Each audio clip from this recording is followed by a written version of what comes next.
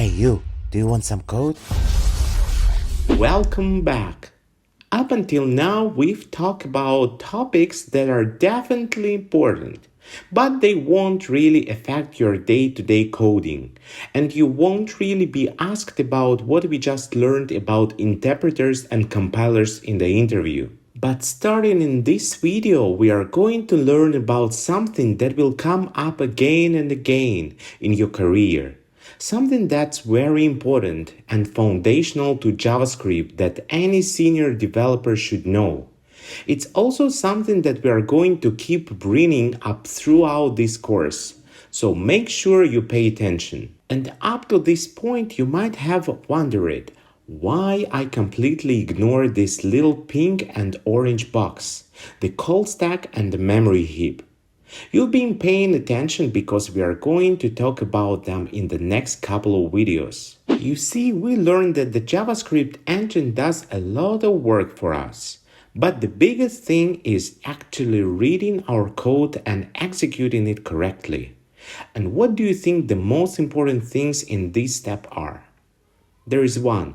We need a place to store and write information.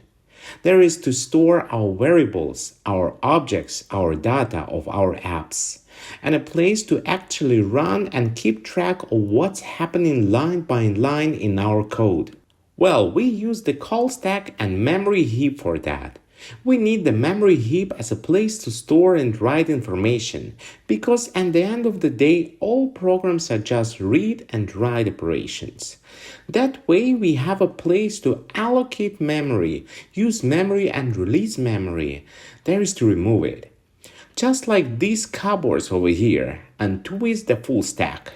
We need a place to keep track of where we are in the code so that we can run code in order.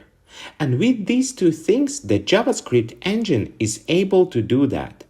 So to review, the memory heap is where the memory allocation happens, and the call stack is where the engine keeps track of where your code is in execution. But enough with diagrams. Let's actually show you an example. When we look at the call stack and memory heap, well, if we write a simple const number equals 610, what we are saying here is to please allocate memory for the number variable and make this number variable point to the value 610 in the memory. In our memory heap, the value is 610. If we do, let's say, a string, it's the same thing. We are going to tell the engine, hey, please allocate memory for a string variable. So now, whenever we use a string, we can say, oh, go into our memory. The string is pointing to somewhere in our memory, to this value of some text. Another way to think about it, and it's, for example, we have an object that is going to equal first, the name is going to be Artem, and the last will be Shevelov. There's actually my first and the last name. And all we are telling the computer here is to allocate memory for an object and its values. So now we are telling the JavaScript engine, hey, I'm going to assign this human variable, and this human variable is going to point anytime I call it to a region of memory. In our memory heap, there is had these values. The first and the last that point to Artem and Shevelov values. To review, our memory heap is simply a free store, a large region in memory that the JavaScript engine provides for us, which can be used to store any type of data in unordered fashion. There is no order to this memory. It just allows us to use variables to point in different storage areas, just like a little cupboard here. A lot of science goes into optimization the way space is allocated here. But we don't need to worry about that. We know that the engine takes care of putting data into storage boxes for us. And that's pretty easy, right? The memory heap is not that hard, just a place for us to store our information. But what about the next one, called the call stack? How does that help us? Well, if we go back to our code, let's write some code here and we'll create something very simple. We'll have a function called calculate, and this function will have a sum total that performs a random calculations, like 4 plus 5. And it's going to return the sum total, which is 9. So, as we know, this function is going to be allocated to the memory so that anytime we call calculate, it's going to look in memory and see, oh yeah, calculate, I have it right here. Here run this piece of code. And every time we run this code, we use the call stack. So we can think of the call stack as a region in memory that operates in a first in last out mode. What does it mean? Well, when we run calculate, we simply add the calculate function on top of the stack in our call stack. And after we finish running this function, it's going to be removed. Now, to make this a little bit clear, let's add another function here, and then we are actually going to run this in Google Chrome to show you what's happening. I'm going to create another function called subtract2. It's going to take a number as a parameter, and we are just going to return num minus 2.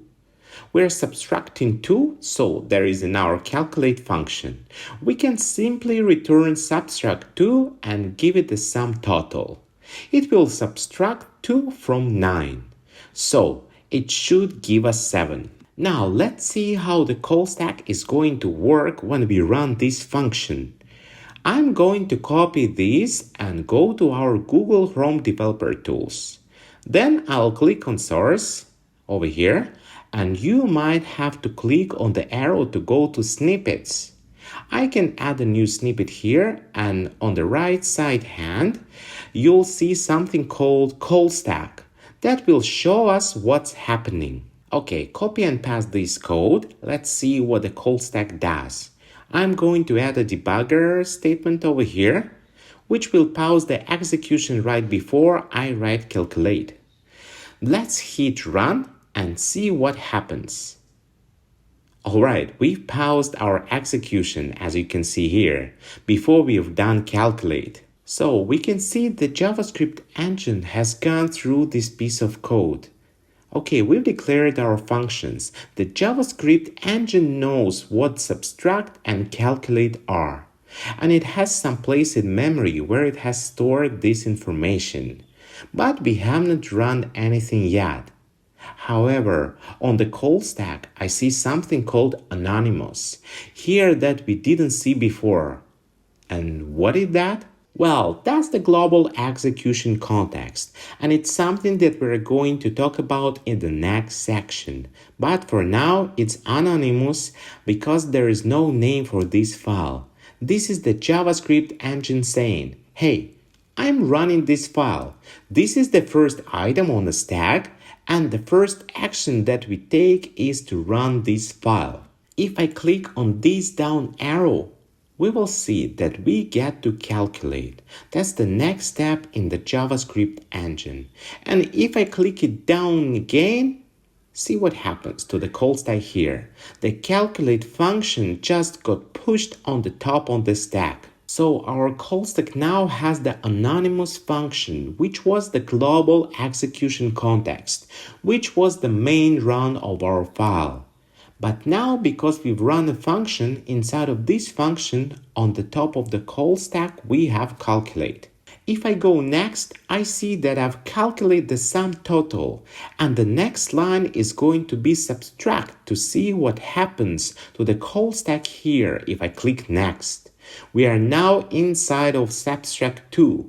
Another function was called and we push another item onto the stack.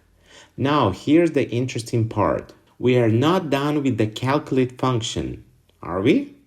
We're still inside of this calculate function, and because this calculate function calls subtract2, we are now inside of subtract2.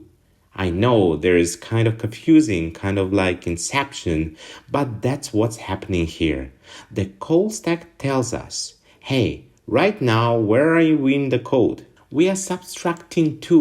Once we are done subtracting 2, then we can go back to calculating. And once we are done calculating, then we can go back to the global anonymous function, which is what happens in the line 11 here once we finish our work. So watch if I click next. The subtract 2 will now return num minus 2, and the call stack, the subtract 2 gets popped off the call stack. We are now at calculate and we have some total, which is 9, and we know what subtract 2 is. There is num minus 7. So if I go next, calculate gets returned.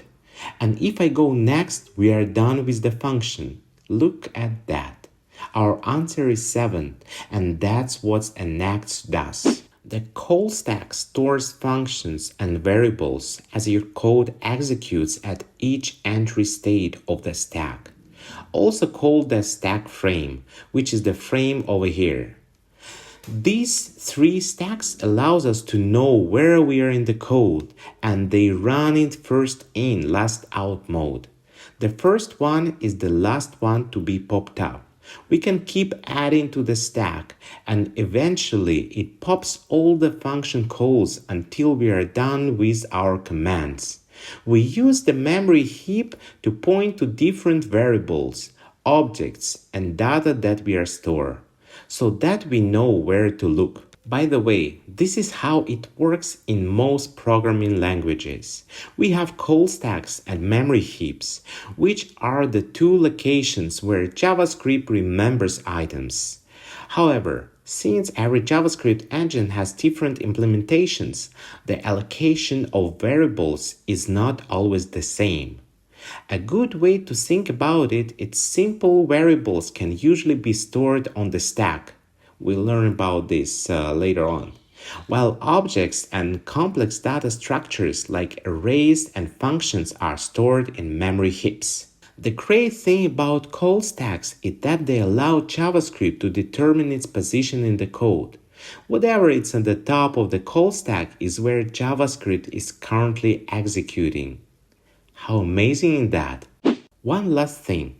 If we return to the function we had earlier at this time, let's just return a total without using the subtract function at all. Instead, we will run the calculate function twice. What do you think will happen?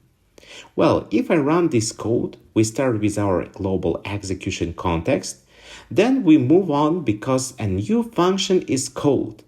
It's added to the stack on the top. There we go. Now we go through this code and return 9. The calculate function is the popped off the call stack. We are done with the function and move on to the next line, which is line 11. Once again, we call this function. As soon as function is called, it is pushed onto the stack.